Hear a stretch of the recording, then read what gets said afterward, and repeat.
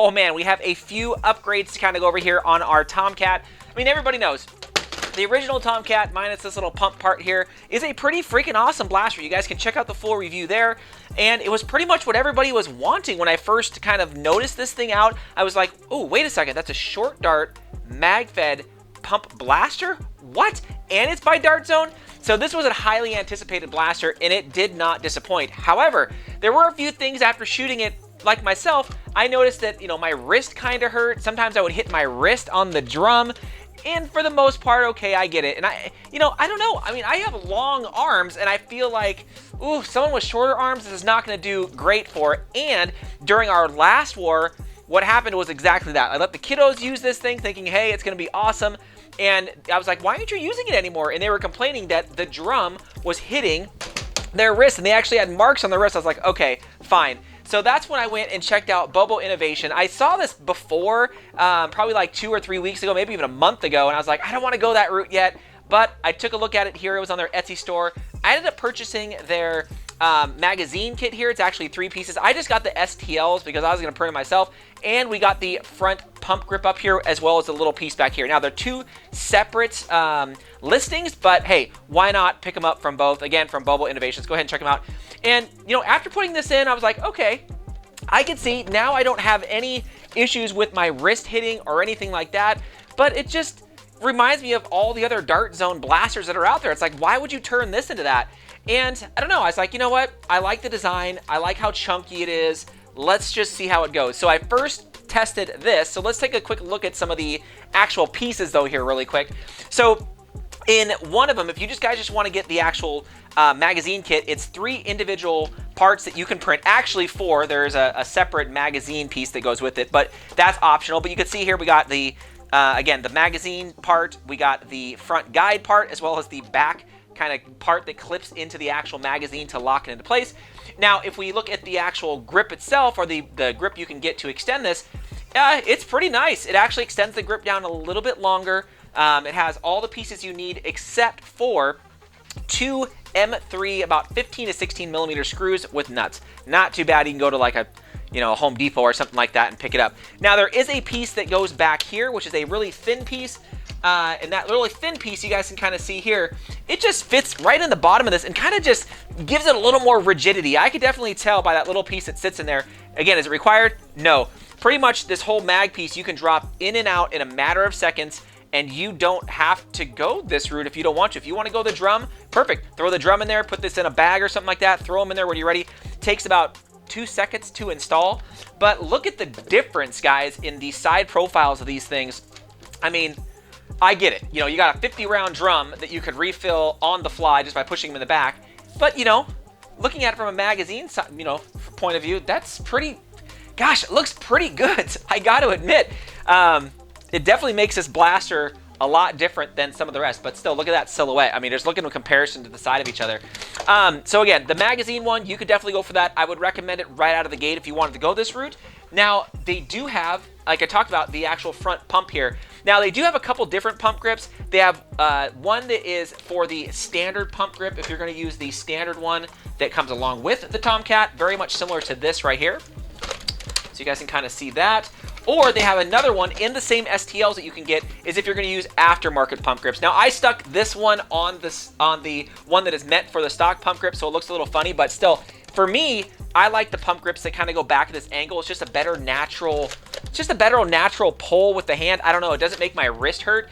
It was one of the things that I noticed with the straight one. For me, it just, after like a lot of shots, my wrist kind of hurt. I didn't really get a lot of wrist strikes here, a couple, but it was more just my wrist from going on the outside. But the install of that, again, is super, super easy. Let's just go out and shoot this thing so you guys can kind of see. So here we go. So I'm shooting at, of course, the target way there in the back. I'm roughly about 40 feet, 45 feet away from it. And you guys know that the Tomcat stock, it shoots great. It shoots straight. It shoots good. I have no complaints about it whatsoever.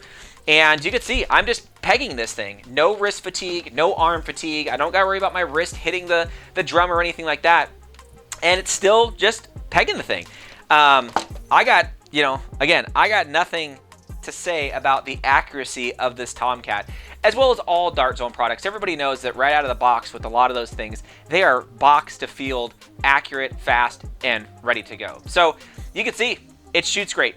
I don't have to complain about anything. Now, go back again and watch that if you guys want to watch that. The biggest thing here about mine, guys, too, about that video that we just watched of shooting, is mine are toned down to about 150. My local wars are 150. These shoot about 170, like out of the box, somewhere right in there.